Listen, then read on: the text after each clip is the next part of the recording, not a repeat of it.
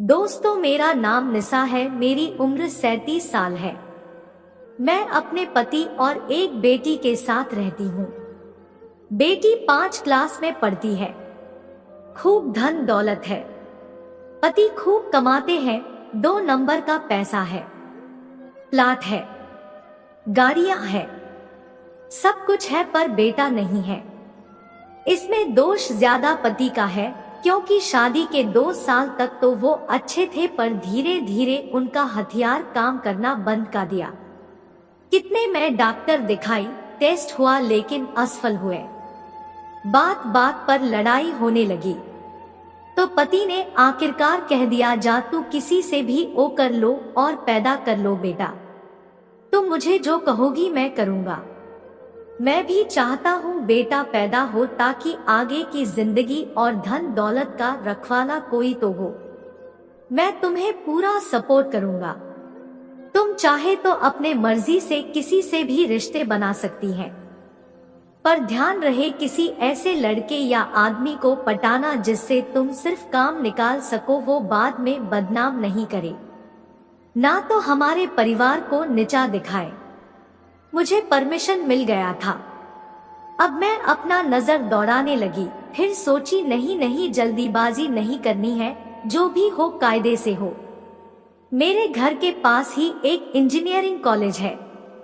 वही पढ़ने वाला लड़का मेरे फ्लैट के ऊपर रहने आ गया। उसकी उम्र क्या होगी आप समझ सकते हैं। बहुत ही हैंडसम, गोरा, लंबा और प्यारा सा। मुझे लगा कि काश ये मुझे मिल जाए तो मेरा काम बन जाएगा। एक दिन वो सीढ़ियां चढ़ जा रहा था, तभी मैं पूछी, क्या नाम है तुम्हारा? वो बोला राजू। मैं बोली कहाँ के रहने वाले हो? वो बोला बरेली के। दिल्ली में कोई रहता है? वो बोला नहीं, पर ऊपर वाला फ्लैट मेरा है। मैं यही रहकर पढ़ाई करूंगा। मेरे माँ और पापा दोनों गांव में रहते हैं। तो मैं पूछी फिर खाना पीना? तो वो बोला होटल है, वही खाया करूंगा। मुझे लगा सही है, इससे मेरा काम बन सकता है।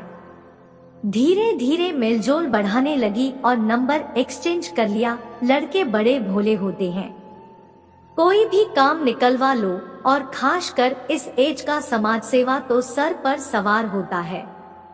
छोटी छोटी चीज वो ला देता था। जब वो कॉलेज से वापस आता था, मैं जो भी कुछ नया चीज बनाती उसे खिला देती। एक दिन उसकी माँ का फोन आया और बोली कि बेटा कह रहा है, आंटी बहुत अच्छी है।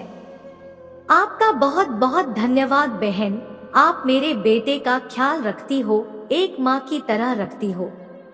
मैं सोची क्या समझ रही है ये, मैं तो अपने चक्कर में हूँ और ये मुझे माँ बना रही है।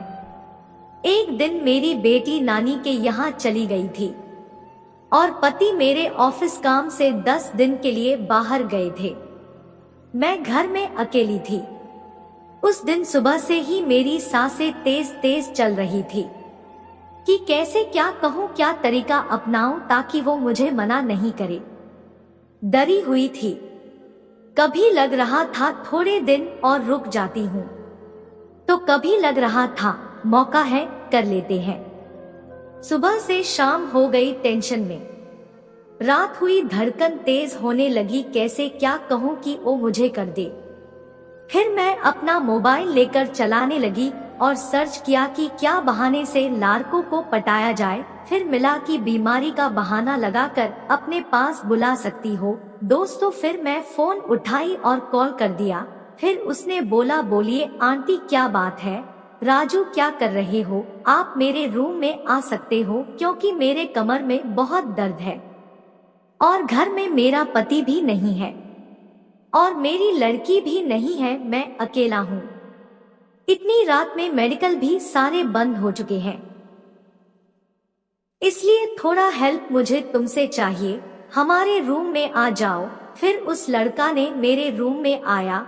बोल क्या बात है आंटी? मैं बोला कि देखो किचन में सरसों का तेल रखा होगा और तेल लाकर मुझे मालिश कर दो, क्योंकि हमारे कमर में बहुत दर्द है। आप बुरा ना मानो तो? लड़का ने बोला कोई बात नहीं है आंटी, मैं अभी कर देता। उसने करने लगा और हम उस रात को सारी हदें पार कर दी।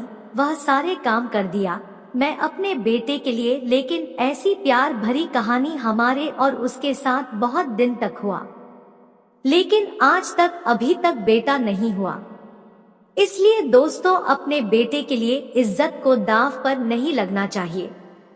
आजकल जमाने में होता जा रहा है, क्योंकि बेटी हो या बेटा किसी में कुछ अंतर नहीं होता। हमारी कहानी कैसी लगी आप लोग कमेंट करना और हमारे चैनल को सब्सक्राइब करें और ऑल प्रेस करें। धन्यवाद।